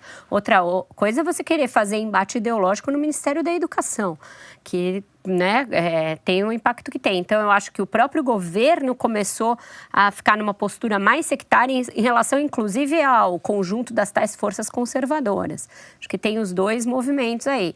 E eu acho que, por isso mesmo, é temerário convocar uma manifestação de rua no momento em que esses movimentos estão contra. A Janaína, por exemplo, que o Ciro citou, fez uma série de posts contrários a essas manifestações. Vai ser um momento ali de contar as cabeças que estão sobrando com ele. Essa lista, na verdade, só aumenta, né? De pessoas que estão agora... Até o velho da Avampa até tá botando dando uma insinuada ali.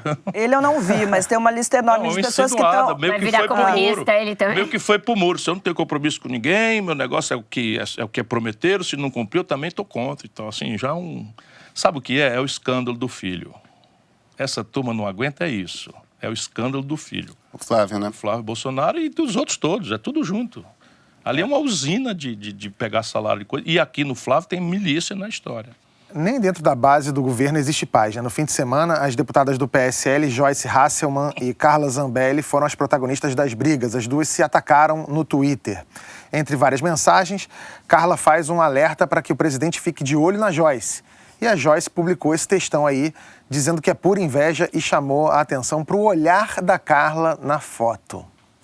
Que é uma foto da manifestação na época do impeachment ainda e tal. A Regina Duarte mostra esse momento. Tá ao lado da Joyce Hasselmann ali. Assim, é uma foto que, na verdade, não quer dizer nada, né? Só exatamente sobre aquele momento. Ela tá falando que é um olhar de inveja. De inveja. É um olhar de inveja.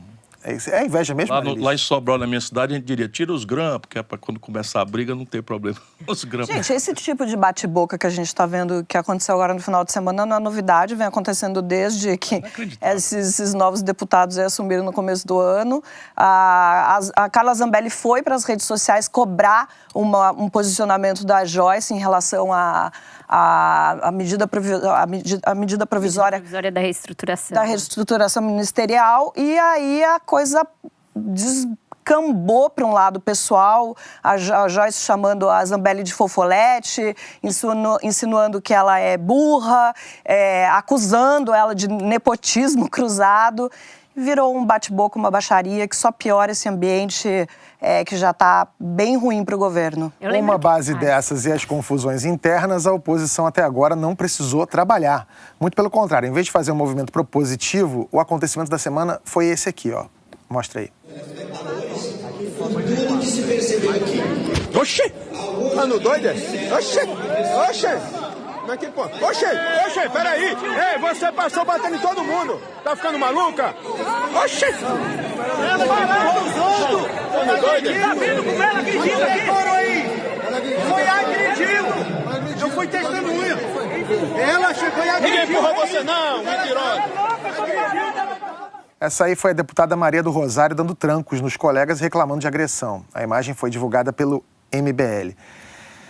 É isso que a nossa democracia precisa como oposição num governo como esse, Ciro? Não, definitivamente não. Eu fico angustiado, tentando renovar o tempo todo as minhas convicções democráticas. Você tinha visto esse vídeo, Eu já tinha Ciro? visto. Enfim, é chocante. Estou dizendo, aí vi outro lá, um petista pedindo o impeachment do Bolsonaro, o outro falando que negócio de capitalização é aberração, o outro chama o ministro da Fazenda de tchutchuca. Isso tudo é um desastre. Isso tudo é um desastre. Isso tudo, enfim, é o que eles chamam de lacração. Virou essa coisa ridícula de sair na televisão de qualquer jeito. Enfim, paciência e força, porque é deprimente tudo isso. Quando eu estive em Brasília da primeira vez, depois da eleição desse novo Congresso, eu fui acompanhar um dia lá em que eles estavam fazendo uma espécie de vivência para aprender a ser deputados e tal. E no meio das aulinhas, eles estavam mais com o celular, fazendo live, sem prestar atenção em absolutamente nada. Essa moça, Carla Zambelli, era uma delas. Ela estava rapidamente fazendo live. Ela se apressou em sair para fazer uma live, dizendo que ela estava lá fazendo a aula, enrolada numa bandeira do Brasil. E aí, uma das raposas, daquelas que não foram reeleitas, que muita gente comemorou, virou e falou assim, agora vocês vão sentir saudade aí com a bancada dos cinegrafistas amadores. E é disso que se trata, né? E isso daí, a Maria do Rosário, provavelmente estava querendo produzir um vídeo dizendo que foi agredida, mas já tinha outra pessoa filmando antes para mostrar que ela simulou a agressão. Então é isso, a gente está vivendo tempos de Big Brother no legislativo. É uma loucura, né? Mas, por favor, lembre você que elegeu esse povo. Pedro, a gente está falando aqui do Flávio Bolsonaro. Você acha que esse vai ser o calcanhar de Aquiles do governo? Os dois calcanhares, né? Porque, no fim das contas, eu acho que a grande lição que a gente aprendeu com a Lava Jato é quando você começa a puxar o fio, vem tudo. E a quantidade de procurador com vontade de vazar coisa, de delegado de Polícia Federal do outro time com vontade de vazar coisa. E você vê, pela ação mesmo, a quantidade de sigilos fiscais e bancários que foram quebrados. Obviamente, aquilo já é o MPRJ e um juiz. Vamos lançar essa rede o mais ampla possível, porque a gente sabe que a gente vai encontrar coisa. E vão encontrar. É patente que vão encontrar. A Assembleia Legislativa do Rio, encontrar uma pessoa honesta ali é difícil. Porque a prática da política aqui nesse estado já é uma prática na qual a corrupção faz parte do cotidiano muito intimamente. Com frequência, os deputados até esquecem que estão sendo corruptos, de tão habituados que eles estão com aquele ambiente. Pelo contrário, eu acho até que é o certo, é o correto fazer.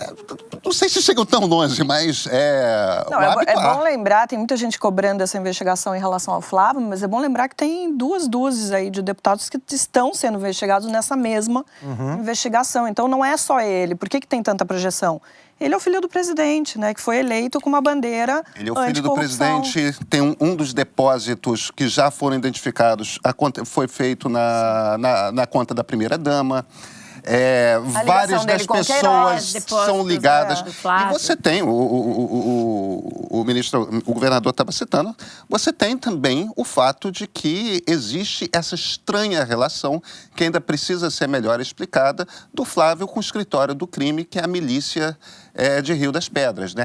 Que é a milícia que, segundo a polícia, Matou a foi Marielle. responsável pelo assassinato da Marielle. E eu não estou fazendo aqui uma relação entre o assassinato claro, e o Flávio, claro. não. Agora, existe uma relação entre o Flávio e as pessoas que cometeram o crime. Claro, ele empregou a mulher A mulher e a mãe e a mãe. do comandante. Exatamente. Agora- Então, assim, é agora- impossível ignorar essa informação. A Cora, que já veio aqui, ela escreveu um texto nas redes sociais dela essa semana que é muito bom, que ela falou o seguinte: poxa, se tá ruim para todo mundo, deve estar muito pior pro Bolsonaro. clã Bolsonaro, porque ele tinha uma vida muito Tranquila. boa, né? 30 anos como deputado, ele empregou os filhos dele, ele tinha os esquemas ali, estava rolando tudo ali muito bem. De repente, ele pega uma presidência da República e se vê bombardeado diariamente, né? E com uma devassa em cima de... É muito fácil você ser a pedra, né? E foi o que como eles agiram durante a eleição. A partir do momento que você vira vidraça, olha o que acontece. E eu acho curioso eles reclamarem disso. Será que eles não imaginavam Sim. que exatamente o que está acontecendo iria acontecer a partir do momento que eles são as principais figuras do poder? Isso é uma coisa que me chama atenção em vários aspectos desse governo Bolsonaro. A falta de alguém que diga, olha, Eles não têm superego, isso né? vai dar problema, isso aqui vai dar problema. O senhor quer se candidatar à presidência? Então tá, vamos olhar o que tem aqui na vida pregressa da família, porque, tudo Vai bem, vir. venderam essa história de nova política, mas nem isso eles são nova política, é aquele filhotismo mais clássico da política brasileira. Ninguém avisou que isso viria? Agora, tem um ponto aí, a gente estava falando mais cedo dos generais, eu acho que o maior drama, quem está vivendo é essa geração de generais. Eles estão sofrendo. Porque eles tinham... Eu conversei com alguns generais, eu tenho certeza que Vera teve conversas similares. Uma das conversas que eu tive foi usada para fustigar o general verdade. Santos Cruz, sendo que ele não tinha falado nada daquilo, de controlar a internet, etc. Mas o que os generais falavam na virada do ano era o seguinte: caramba, nós fomos eleitos. Nós, o Exército Brasileiro, estamento. nós fomos eleitos. Eles têm consciência de que a ditadura foi um desastre para a imagem do Exército e viram nisso uma oportunidade de se reciclar, de melhorar a imagem, de, olha, Exatamente. agora eleitos democraticamente, vamos mostrar o que o Exército Brasileiro é capaz. E, de repente, o governo é um desastre e eles não têm poder nenhum de fazer nada. Pedro, eu concordo totalmente com você. Eu acho que era a grande oportunidade que eles viam de virar aquela página da ditadura, mostrar que o Exército pode ser outra coisa, pode estar dentro de um governo democrático e olha o que está acontecendo. Mas eles... aí também, não dá para dizer que eles não sabiam, né? Justamente pelo que o eles Ciro achavam falou. que eles iam controlar o Bolsonaro. Bolsonaro. Era uma área para eles até pouquíssimo tempo atrás. Aí Eu, depois na do PT eles antecedência das olharam e eleições, acharam vou que era fazer uma confidência Bolsonaro. aqui que eu acho que já não quebra nenhuma ética. O general Vilas Boas recebeu o Bolsonaro no quartel-general em Brasília. E eu fiz uma crítica pública. Eu acho que é uma impertinência, não é? Um candidato à presidência da República ser recebido pelo comandante do Exército em exercício. Se fosse eu o presidente da República, que era o Temer, ele estaria preso e ia pagar a coisa. Isso foi antes ou depois do tal Antes. tweet? Antes, lá atrás na campanha. Não, mas daquele tweet na época do habeas corpus do Lula, que o general Vilas Boas fez Não, um tweet. a minha pancada foi ali. Ah, tá.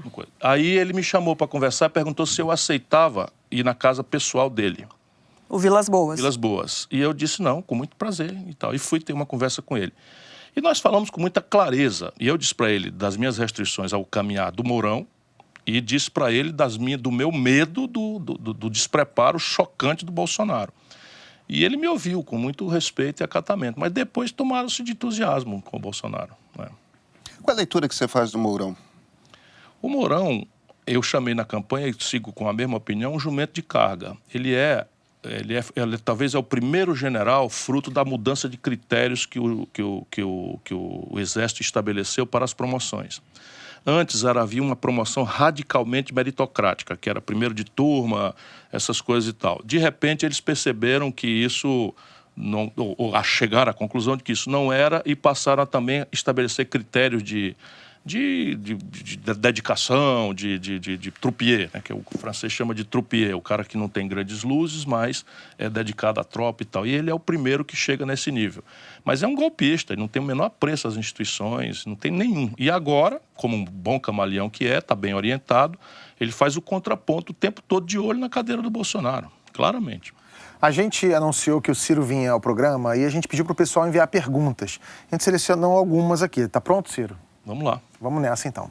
Primeira pergunta é do Edu. Ele pergunta por que ele fugiu do Brasil no segundo turno. Eu não fugi do Brasil, não. Eu exercitei minha liberdade de cidadão, de eleitor. Saí porque não queria explicar por que não faço mais campanha com esse lado quadrilha do PT.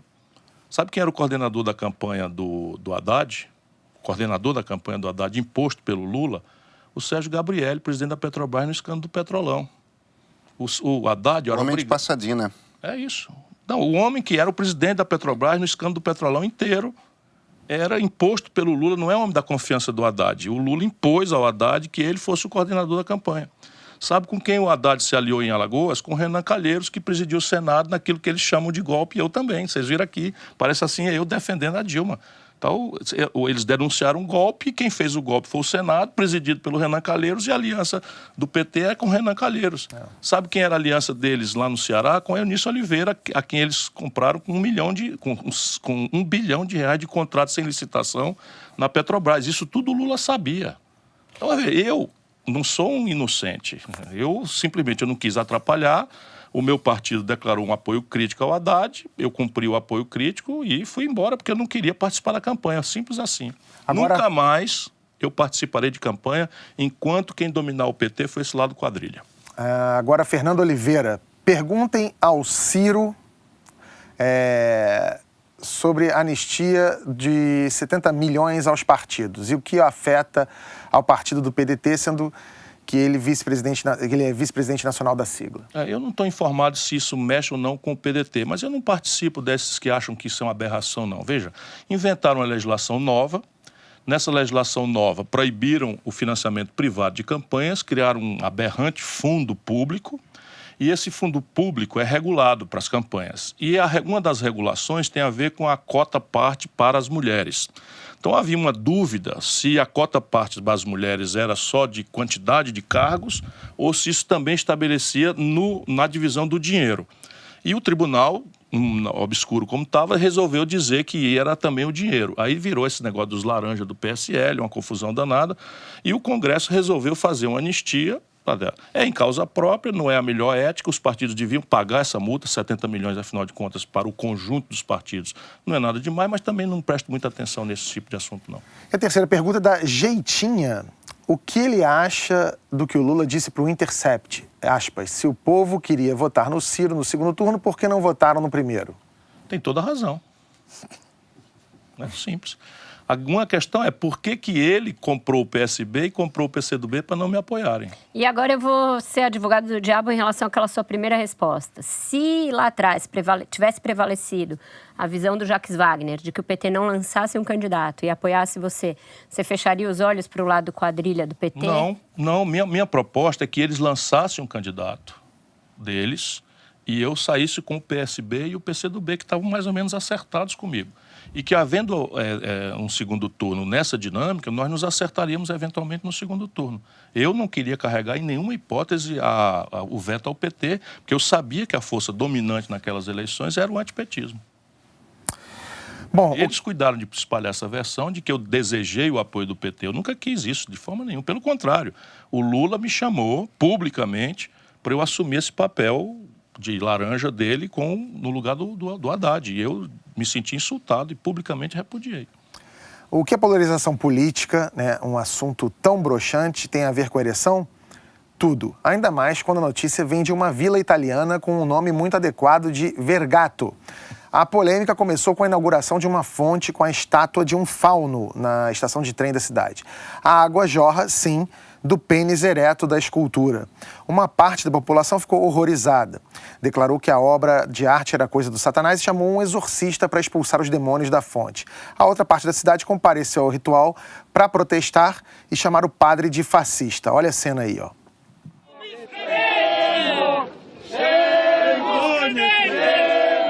O exorcista Davi Fabre se diz padre, mas não é. Ele é um vidente conhecido como O Viking e é membro da milícia de São Miguel Arcanjo. Em setembro, ele foi condenado por apologia ao fascismo depois de distribuir fotos de Mussolini. Ah, então ele é fascista mesmo. Ciro, uma fonte dessa no meio de uma praça em Sobral, como é que seria recebida? Na boa. Pode acreditar. Daria uma polêmica e tal, mas Sobral é uma cidade muito ilustrada. Nós temos 200 mil habitantes, é a minha cidade no Ceará. Temos 26 mil matrículas de ensino superior. Sobral é uma cidade que tem a melhor educação pública do Brasil. E, enfim, é uma cidade bastante arejada. No Brasil, a gente tem que lidar com nossos próprios demônios. O principal deles, que tem nos assombrado dia e noite, se chama Juntos e Shallow Now. A versão de Paula Fernandes e Luan Santana para o hit da Lady Gaga e do Bradley Cooper pegou todo mundo de surpresa. Ninguém esperava que fosse bom. E mesmo assim, foi muito abaixo da expectativa. Marilisa, o que aconteceu? Olha, eu adianto que eu só ouvi aquele trechinho da música. Eu nem nunca ouvi a música original, pra você ter uma ideia, porque não faz muito a minha... Eu vi assistir O que ao aconteceu? Viu o filme? Não vi o filme. Ah, bonitinho. As pessoas estão dizendo... Nasce uma Ó estrela. lá, tá vendo? Pois é, estão Morre dizendo uma que esse é o estrela. episódio, é o episódio Morre uma Estrela. Gente, foi um oportunismo enorme. A gente sabe que o que é uma pena, porque o Brasil tem tradição de fazer músicas aí com versões brasileiras boas, mas acho que a vontade era tanto de lacrar e não deixar de lado o verso principal da música original, que você acabou criando uma coisa que não faz o menor sentido, né? Porque a música original, pelo que eu fui ler, pelo menos ler para entender, dizia que era um relacionamento que estava cada vez mais forte, profundo. E na versão brasileira ficou Juntos e Shallow Now, que quer dizer juntos e rasos, juntos Agora. na superfície, agora. Ou seja, não quer dizer nada. O melhor era as pessoas sugerindo rimas bem melhores, né? Agora, deu Juntos até o certo. final. Apesar, assim... Não, mais ou menos. Deu certo? O que é dar certo? Ah, deu certo, tá? Está todo mundo ouvindo. Provavelmente tem milhões já de visualizações depois que a música foi lançada, porque por Tá curiosidade... certo, trending topics. mais As ou pessoas menos. acabaram de qualquer forma indo lá para ouvir a música. Essa tática do então... falem mal, mas fale de mim não funciona muito bem, não. Pode estar repercutindo, mas assim, foi um tirinho no pé, Eu não né? gostaria de ter esse sucesso, não. Gente, Paula Fernandes e Luan Santana também, a gente não está exigindo um pouco demais, não. É o tipo de qualidade de Gente, música você que eles tá entregam mesmo. Não, os olha só. haters. O Luan Santana e a Paula Fernandes, eles têm uma carreira não tô falando de deboche, não. Eles têm uma carreira de bastante relevância, sucesso, são muito populares. São extremamente populares. Agora, a qualidade musical que eles entregam... Mas aí que tá. Mas isso é abstrato. Eu acho que isso é muito subjetivo. Assim, o que você gosta, eu posso detestar e vice-versa. A questão e aí eu acho que a Marilisa tem razão. Na hora de fazer uma versão para faz uma a música versão, internacional, O mínimo que faça sentido. pequeno apuro, né? Um O pessoal do pequeno... Renato e seus Blue Caps ali tem uma versão espetacular. E você faz Juntos e Shallow Now, fica realmente estranho. É como se que fosse, parece aquele... Lembra do Kiko Zambianchi fazendo Hey Ju? Pra quê? Você fica meio assim também. Tem um amigo meu que fala, olha, se quer fazer uma versão, tem que ser forró. Só serve quando é forró. Aí é legal. Aí funciona, né? Fazer uma versão... João Penck e os seus miquinhos mestrados tinham umas boas de Estou amando rock dos anos 50, loucamente 60. uma Gol do Mengão, foi gol, né? Aí é só Mas versão olha, no feminina. mínimo, as pessoas deram mais parecidas, saíram um pouco do noticiário político, que tá realmente Fizeram pesado. a coisa da Tem Joyce e da Carla juntas. Até a gente e aqui Shallow tá Now. voltando a sorrir, tá vendo? É verdade. Não, Juntos uma e Shallow Now proliferação de memes. Foi do Uber, não viu? Tinha o Uber, o Select, Juntos e Shallow Now. Shallow Now. Eu vou te falar. Muito bom, vai. Pelo menos... Virou uma... Ó, próxima campanha, quando você for entrar aí, se Shallow você Now. candidatar, você fala assim, Ciro e você juntos e Shallow Now. Não, pronto. Já vai ter passado, você vai parecer meio Calma. antigão. Aliás, tem planos, Ciro? Qual é a... Eu tô com a leveza de quem não vai mais planejar ser candidato. Então, você vê, eu vou chamar Teve uma canalha época que quem- você quase veio aqui pro Rio, não teve? Concorreu pelo Rio? Insistiram comigo, mas eu serei candidato à presidência da República ainda se eu entender que é minha obrigação. Mas eu também estou de saco cheio dessas coisas todas, de conviver com esse tipo de coisa e tal. Tá. Então você não cogita uma candidatura que não seja a presidência? Não. Lá no Ceará, eu já tinha me resolvido. Eu ajudei a preparar, a treinar uma nova geração que é brilhante. Falam desse Mauro Filho, mas o prefeito, o Roberto Cláudio, tem PhD em saúde pública. O Camilo é mestrado, tem mestrado, que é o governador, tem mestrado em meio ambiente. E tem uma turma nova, o Sarto, presidente da Assembleia. Então, o Ceará tem 12 quadros. E o caminho Leonel Brizola resolveu o Rio de Janeiro? Eu adoro o Rio, morei por aqui por conta do meu casamento passado e tenho muita dor. E eu ia, como presidente da República, eu tinha um projeto inteirinho de como resolver a equação do Rio. Porque o problema do Rio é que é uma espécie de efeito da doença holandesa. A doença holandesa é o seguinte, você tem dinheiro demais de uma fonte que não é permanente e passa a gastar por conta. Então, o petróleo subiu para $110 o barril, que é a mesma coisa que permitiu ao Lula ser tão popular. E o Rio de Janeiro foi muito beneficiado, embora tenha evoluído para uma espécie de monocultura, botou os ovos todos numa cesta só. E pegaram um dinheiro que devia ser posto em investimento, em diversificação da plataforma produtiva e botaram em custeio. E aí o petróleo caiu de 110 para $30, os custeios ficam e o Rio, vamos dizer, com os ovos todos numa cesta só, tombou e deu essa tragédia. Agora que os ovos foram roubados, né? E, assim, o roubo, ele põe a caricatura, ele põe a perda de confiança no sistema, ele predispõe o povo a esse voto. Mas é um percentual pequeno do dinheiro. Mas é um percentual irrelevante sob o ponto de vista da grande questão. Mas aqui foi um negócio vulgar, Ave Maria. Então, enquanto o Ciro não decide se ele vem pro Rio ou não, não sim. vem. Juntos e Shallow Now, a gente termina aqui o Segunda Chamada de hoje. Ciro, muito obrigado pela presença. Marilis, Vera, Pedro também.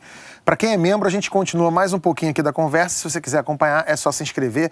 Eu volto na quinta-feira com Mara Loquet e o programa Investimento EPI. Valeu, gente. É isso. Até mais. Tchau, tchau. Façam os créditos. Ô Ciro, a Tabata é um grande nome hoje dentro do PDT. Como é que você vê o caminho dela na política? Eu que recrutei, é muito curioso isso. Ela tinha 19 anos e eu, todo ano, sou chamado para fazer essa... Você conheceu ela lá em Harvard? Em Harvard. E ela fazendo astrofísica e ciência política. E eu, nas horas vagas, estudo astrofísica, cosmologia. Foi um diletantismo puro. E eu achei aquilo fenomenal. Eu sou uma pessoa que está na universidade estudando astrofísica e ciência política. Eu comecei a interessá-la na política.